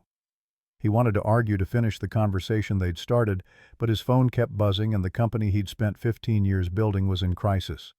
So he grabbed his briefcase and left, hating himself a little for choosing the company over finishing something that mattered more. The press conference was a controlled disaster. Cole stood beside the company attorney and explained that they'd discovered financial irregularities, that Webb was no longer with the company, that a full audit was underway. Reporters shouted questions about how this had gone undetected, whether Cole's leadership was in question, what this meant for the Silicon Valley partnership. He deflected, redirected, maintained the careful composure that came from years of practice. But inside, exhaustion pulled at him. The adrenaline that had sustained him through the board meeting and Webb's arrest was fading, leaving only the bone-deep tiredness of someone who'd been fighting too many battles for too long. When he finally made it home past 9 p.m., he found Maya curled on the couch with her sketchbook. Sophie was asleep. He'd missed bedtime again, despite his promises to be more present. Maya looked up when he entered, set aside her drawing. "How bad?" "Bad.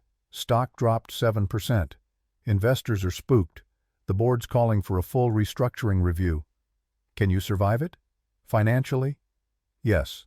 The company's solid underneath Webb's mess. Professionally—" He shrugged off his jacket, dropped onto the couch beside her. "That depends on whether the board believes I can still lead." "Can you?" The question wasn't challenging, just honest.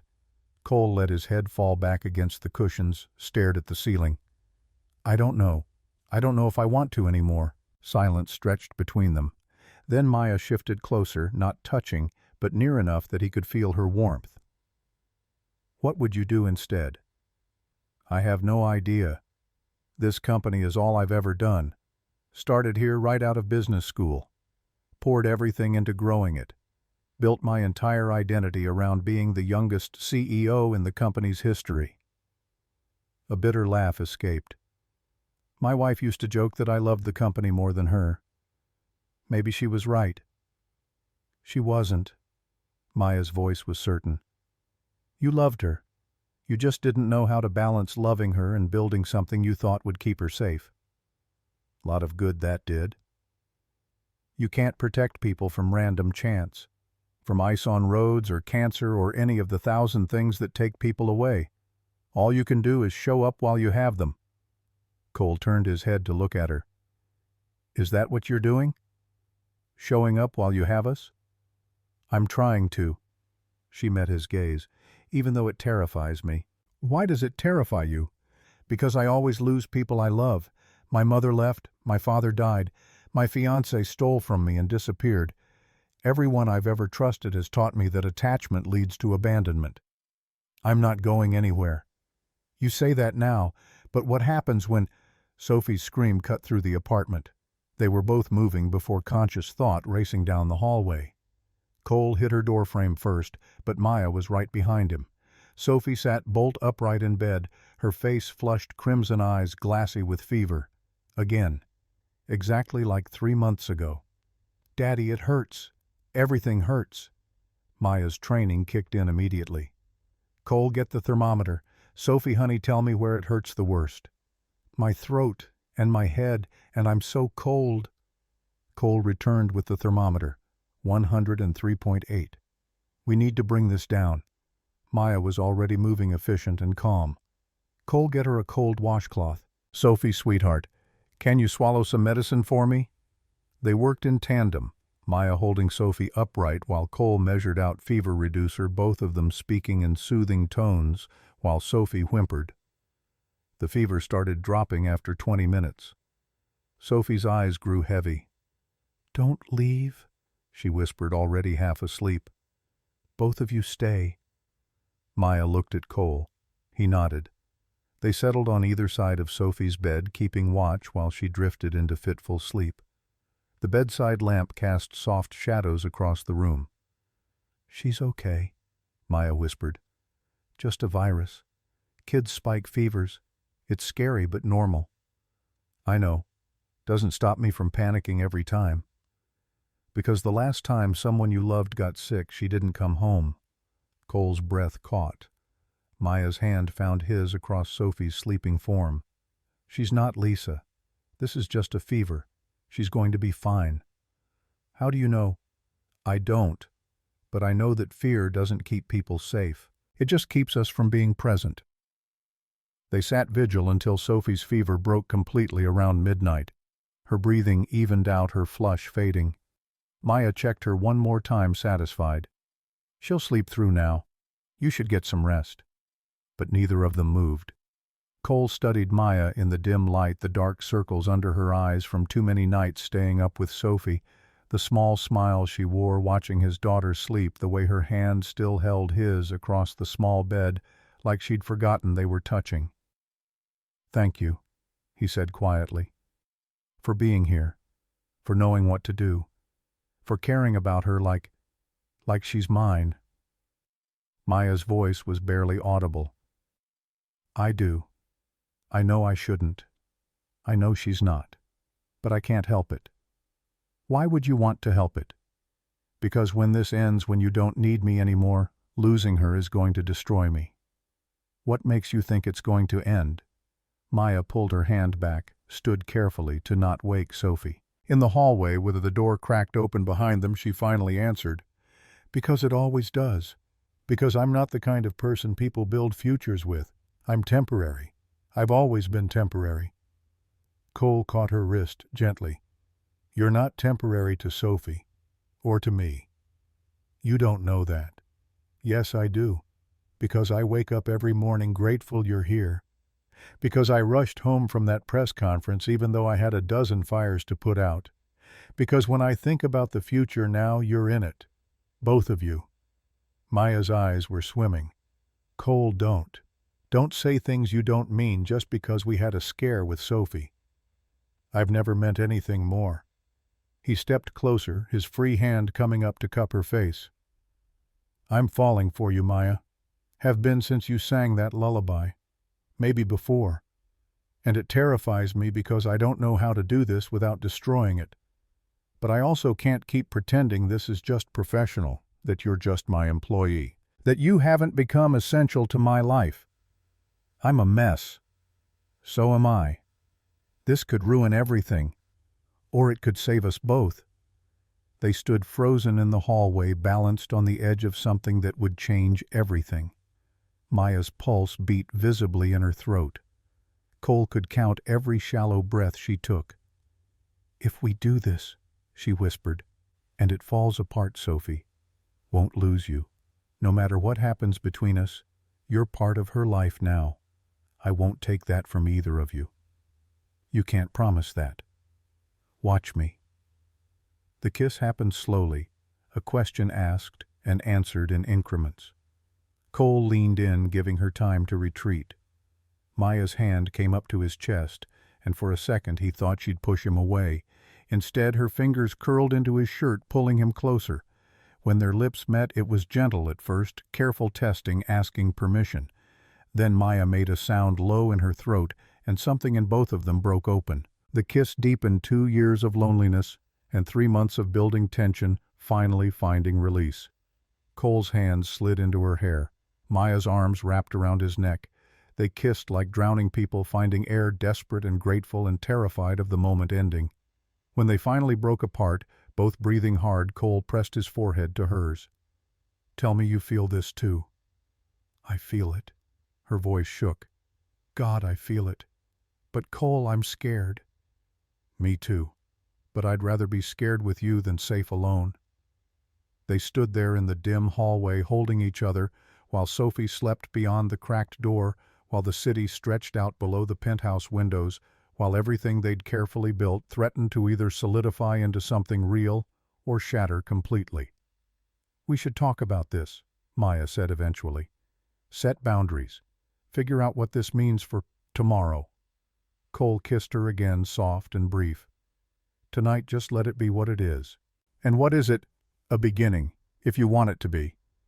Maya's smile was tremulous but real. "I want it to be." The next 3 weeks were a careful dance of new boundaries and old fears. They didn't tell Sophie, not yet, not until they knew if this fragile thing between them could survive reality. But everything changed in small ways. Hands held when Sophie wasn't looking. Stolen kisses in the kitchen before dawn. The way Maya started sitting closer to Cole on the couch during evening routines. Sophie noticed anyway because 5-year-olds were more observant than adults gave them credit for. "Are you and Maya boyfriend-girlfriend now?" Cole nearly choked on his coffee. Maya went very still beside him at the breakfast table. "Why would you ask that, baby?" "Because you smile at each other the way characters smile in movies before they kiss. And Maya's been happy. Like really happy, not just regular happy." Maya's face flushed pink. Cole looked at her, saw his own uncertainty reflected back. They hadn't planned this conversation, hadn't figured out what to say. "Would that bother you?" Maya asked carefully. "If your dad and I were more than friends?" Sophie considered this with the seriousness she gave important questions. "Would you still live here?" "Yes." "Would you still make pancakes on Saturdays?" "Yes." "Would you still read me stories at bedtime?" "Always." "Then it's okay." Sophie returned to her cereal like the conversation was settled. "Emma's mom has a boyfriend and he's nice. He takes them to the aquarium. Can we go to the aquarium?" Cole caught Maya's eye across the table. She was fighting a smile. "Sure, baby, we can go to the aquarium. This weekend, if Maya's free." Maya's smile won. "I'm free." They went that Saturday, the 3 of them bundled against late February cold Sophie between them holding both their hands. The New England Aquarium was crowded with families, the giant ocean tank glowing in the center of the building. Sophie pressed her face against the glass, watching sea turtles glide past. "Did you know sea turtles can live to be like 100 years old?" She didn't wait for an answer. "And they come back to the same beach where they were born to lay eggs. Even if they swim around the whole ocean, they always come home." Cole felt Maya's hand tighten in his. He glanced at her, saw tears threatening. "That's pretty amazing," she managed. "Maya, are you crying?" "Happy tears, sweetheart. I just think it's beautiful that they find their way home." Sophie leaned against her. "This is your home now, with me and Daddy. You don't have to swim around the ocean anymore." Maya's composure crumbled. She knelt down, pulling Sophie into a fierce hug. "Thank you, baby. That's the nicest thing anyone's ever said to me." Cole watched them, his throat tight. This was it. This was what he'd been missing. Not success or power or the respect of board members who measured worth in quarterly returns. This. A Saturday afternoon at the aquarium. His daughter's laughter echoing off glass walls. A woman who looked at them both like they'd hung the moon. His phone buzzed. Anderson. He ignored it. It buzzed again and again. You should check that, Maya said quietly, still holding Sophie. It might be important. Cole pulled out his phone, scanned the messages. His stomach dropped. The board wants to meet Monday. Final decision on the restructuring plan. What does that mean? It means they're going to decide if I keep my job or get replaced. He typed back a brief acknowledgement, pocketed the phone. But not today. Today we're looking at sea turtles. Sophie grabbed his hand, pulling him toward the next exhibit. Maya fell into step beside him. Are you worried? She asked under her breath. Terrified, but I meant what I said. Not today. They spent 3 hours in the aquarium. Sophie's joy was infectious, pulling them both into the present moment. By the time they headed home, the winter sun was setting early, painting the sky in shades of orange and pink. Sophie fell asleep in the car, exhausted from excitement. Cole carried her up to the penthouse while Maya unlocked the door. They got her into pajamas without fully waking her, tucked her into bed with her worn bare. In the hallway after Maya stopped Cole with a hand on his chest. Whatever happens Monday, we'll figure it out. What if they fire me? What if I lose the company? Then you build something else, something that doesn't require 60-hour weeks and constant sacrifice, something that lets you have Saturdays at the aquarium. That easy? I didn't say easy, I said possible. She rose on her toes, kissed him softly. You're not just a CEO, Cole. You're a father, a partner, a person. The company doesn't define you. It's all I've ever been. No, it's all you let yourself be. There's a difference. He pulled her closer, resting his chin on top of her head. She fit perfectly against him, like she'd been designed for this exact space. I don't want to lose this. Any of this. Then don't. Fight for it. But fight for the right reasons. What are the right reasons? Building a life that makes you happy instead of one that just looks successful. Being present for the people who love you.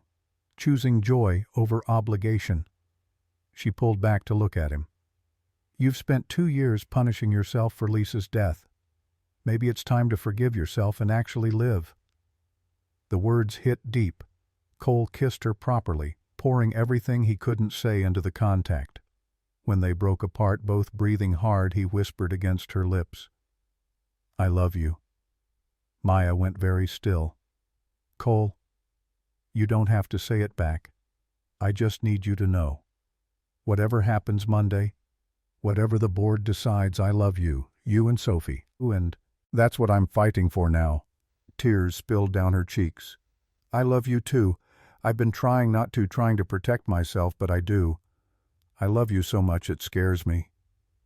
Good scared or bad scared? Both. All of it. Everything. She laughed wetly. I'm a disaster. You're perfect. I'm really not. Perfect for me then. Perfect for us. They stood in the hallway holding each other while the city lights flickered on below and everything hung in balance. Monday would bring answers. Decisions, changes that might destroy what they'd built or solidify it into something permanent. But tonight they had this, each other. Sophie sleeping peacefully, a life that felt real for the first time in years. It was enough. Monday arrived cold and clear. Cole dressed in his best suit, the armor he wore for battles. Maya made him breakfast he couldn't eat, pressed a travel mug of coffee into his hands. Be honest. Be yourself. Let them see the man who chooses his daughter over late meetings, the man who rebuilt his life after loss. That man is worth following. What if they don't see it that way? Then they're idiots and you build something better. He kissed her at the door, long and thorough, like he was drawing strength from the contact. Sophie appeared in her pajamas, still sleepy. Daddy, are you leaving? Just for a few hours, baby. I'll be back for dinner. Promise? Promise. She hugged him tight. Over her head, Maya's eyes held his. Whatever happened, they were in this together. The boardroom felt different today. Less hostile, but no less tense. Anderson sat at the head of the table, other board members arranged around it. No Marcus Webb. Just the people who'd built this company alongside Cole, who'd trusted him with their investments and their faith. Thank you for coming, Cole. I know the last few weeks have been difficult. That's one word for it. Anderson shuffled papers. We've completed the audit. Webb's embezzlement totaled $2.7 million across 18 months. He's facing criminal charges. The money's been recovered minus legal fees. Good. We've also completed the performance review you requested. Your productivity has decreased as discussed. But, Anderson paused, your team's productivity has increased. Delegation has led to more distributed decision-making. Junior executives report feeling more empowered. Client satisfaction scores are actually up. Cole blinked. What? You've been trusting your people instead of micromanaging. Turns out they rise to the occasion when given the chance. Anderson smiled slightly. Who knew? So what does this mean? It means we want to restructure, but not the way Webb proposed. We want you to move to chairman of the board, promote your COO to CEO. You stay involved in major decisions but step back from day-to-day operations. The offer hit like a physical force. Step back. Share power. Actually have a life outside these walls. Why? Because the company that valued constant presence over strategic thinking was headed for burnout across the board. You modeled something different. It's working. We want to formalize it. Anderson leaned forward. You built something incredible here, Cole, but you don't have to run it into the ground maintaining it. Let other people carry some weight. Go be with your daughter. Build the life you actually want. And if I say no, then you're an idiot and we force the restructure anyway. Anderson grinned. This isn't a punishment. It's a promotion. Chairman makes the same salary with half the hours. You still have final say on major decisions. You just don't have to attend every meeting or review every contract. You get to actually live. Cole looked around the table, saw nods of agreement, saw people who'd watched him destroy himself for 2 years and were offering him a way out. I accept. Good. We'll draft the formal agreement this week. Announce it next Monday. Give you time to transition. Anderson stood, extended his hand. Congratulations, Mr. Chairman. Try not to work yourself to death in your new role. Cole shook his hand, still processing. He'd come in expecting a battle.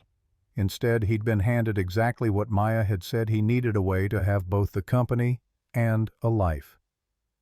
He drove home through lunch traffic, called Maya from the car. How did it go? Her voice was tight with anxiety. They promoted me to chairman. Half the hours, same pay, less direct oversight. Silence. Then, are you serious? Completely. I start transitioning next week. Maya's laugh was pure relief. Cole, that's amazing. That's perfect. It means I'll be home for dinner every night, home for bedtime, actually present instead of just residing in the same building. Sophie's going to lose her mind. What about you? You okay with me being around more? Are you kidding? I'm thrilled. We both are. Good. Because I love you, and I want to actually build a life with you instead of just fitting you into the margins of one that doesn't work. I love you too. Her voice caught. Get home safe. We'll celebrate. He made it home by 3 p.m. earlier than he'd been home on a weekday in years. Found Sophie and Maya in the living room doing some kind of art project with enough glitter to coat the entire floor. Daddy, Sophie scrambled up, trailing glitter. You're home. Did they fire you? Nope. They promoted me, which means I get to be home a lot more. Sophie's eyes went wide. Like for dinner every night. Every night. She launched herself at him, sticky glitter hands and all. Cole caught her, swung her around while she shrieked with laughter. Over her head he met Maya's eyes. She was crying, he realized.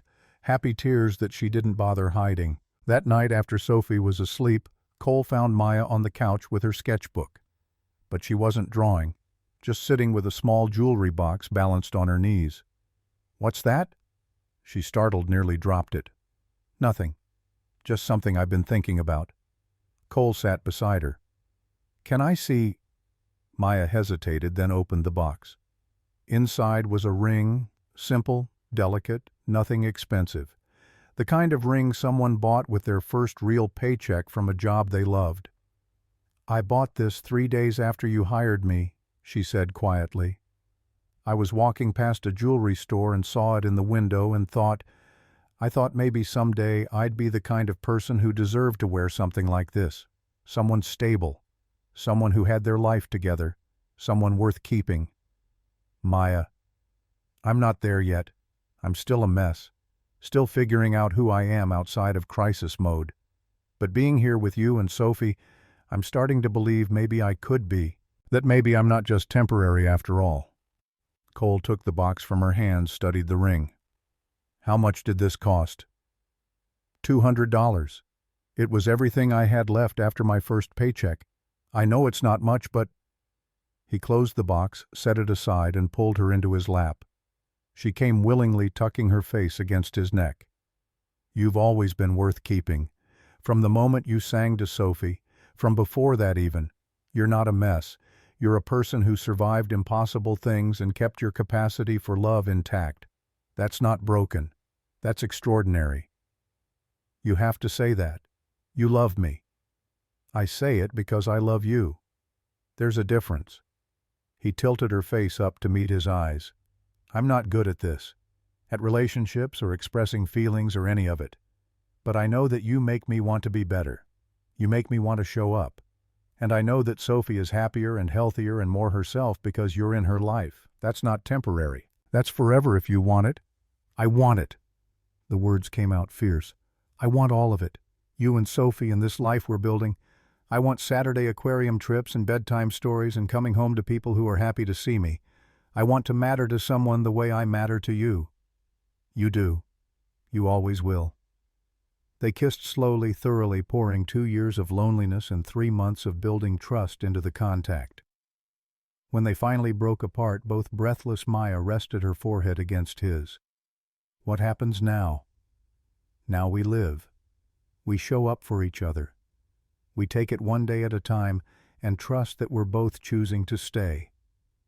That easy. That hard. But worth it." 3 months later, on the first warm Saturday in May, they went back to the aquarium. Sophie wore a new sundress and ran ahead, excited to show them something she'd learned about jellyfish. Cole and Maya followed hand in hand, unhurried.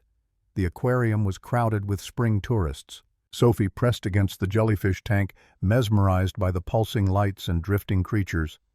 Maya stood beside her, pointing out different species, explaining how they moved without brains or hearts, but survived anyway.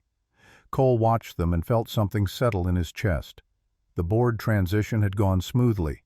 His new role gave him exactly what he needed: enough involvement to feel useful, enough distance to actually have a life.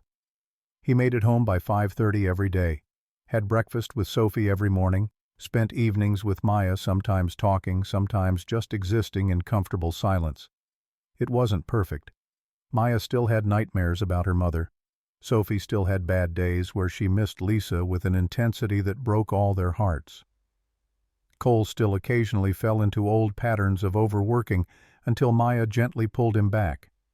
But they showed up for each other, every day, through the hard moments and the easy ones, building something that felt solid in a way nothing had felt solid since Lisa died. "Daddy, look." Sophie pointed at a massive jellyfish, its tentacles trailing behind like ribbons. "It's so pretty." "It is, baby. Can we get one for the apartment?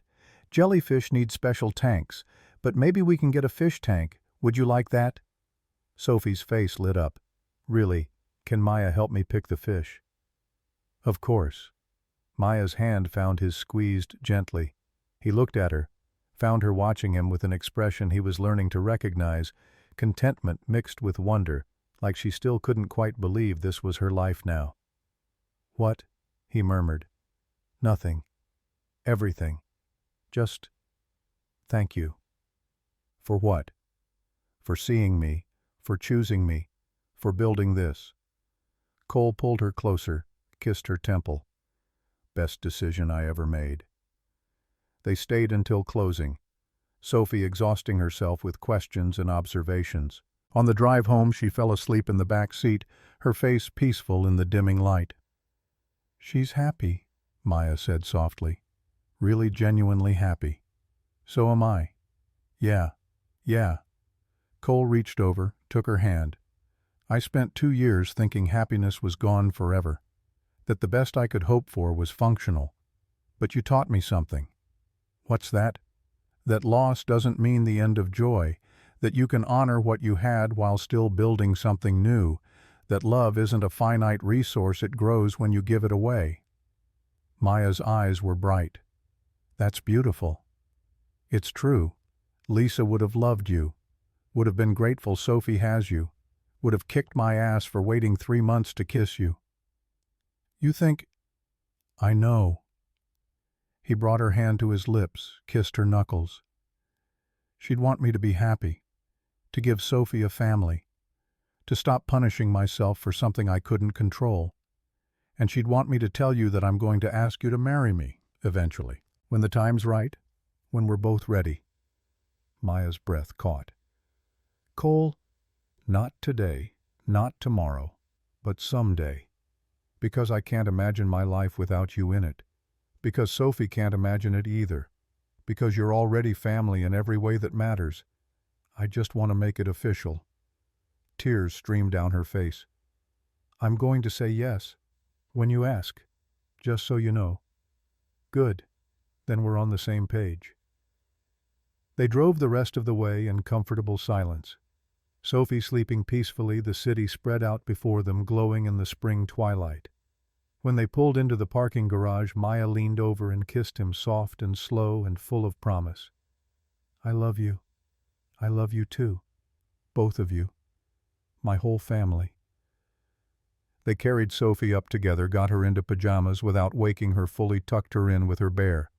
In the hallway, after Cole pulled Maya close. Move into my room, officially. No more pretending you sleep in the guest suite. Sophie will notice. She already noticed. She asked me last week why you still have a room you never use. Maya laughed. What did you tell her? That grown-ups are weird and make things complicated when they should be simple. That if it was up to me, you'd have been sharing my room from day one. What did she say? That Emma's mom and her boyfriend share a room and it's normal and I should just ask you to move in already. Smart kid. Gets it from her dad. Cocky. Confident. There's a difference. He kissed her again, deeper this time. Move in with me. Let's stop pretending this is anything other than what it is, a family. Our family. Maya wrapped her arms around his neck. Okay. Yes. Let's do it. That night, Cole helped her move her few belongings from the guest suite to his room. It didn't take long. Maya still traveled light, still hadn't fully allowed herself to settle. But seeing her toothbrush next to his in the bathroom, her clothes in his closet, her sketchbook on the nightstand beside his work documents felt right in a way that made his chest ache. They lay in bed, after her head on his chest, his fingers tracing patterns on her shoulder. I used to think happiness was something you achieved, Cole said quietly. Something you built toward. A destination. But it's not. It's just this. Small moments strung together. Choosing to show up. Choosing to stay. That's very philosophical for midnight. I'm tired. I get philosophical when I'm tired. Maya laughed, the sound vibrating against his chest. I like it. Tell me more deep thoughts. Sophie's going to need therapy when she's older. We're probably screwing up in ways we can't see yet. Probably. But we're trying. That counts for something. It counts for everything. She lifted her head to look at him. We're going to be okay, aren't we? All three of us. Yeah, we're going to be better than okay. Promise. Promise, promise, like I really mean it. She smiled, recognizing Sophie's phrasing. Good enough for me. They fell asleep, tangled together, the city quiet beyond the windows. Sophie safe down the hall, a future spreading before them that finally felt possible instead of just survivable. When Cole woke the next morning to find Maya already awake, sketching in the early light, he knew he'd found it, the thing he'd been searching for without knowing it. Not success or redemption or escape from grief, just this, a partner who chose him daily, a daughter who was learning to be happy again, a life built not on achievement, but on presence. The snow that had fallen in December was long gone, replaced by spring flowers in window boxes and trees budding green. Winter had melted into something gentler, something full of promise. And for the first time since Lisa died, Cole could imagine a future that didn't hurt to think about. A future with Maya's laughter in it, Sophie's joy, quiet mornings and family dinners, and all the ordinary magic of showing up for the people you loved. It wasn't the ending he'd imagined when Maya first sang to Sophie in that emergency room. It was better, messier and more complicated and infinitely more real. It was everything.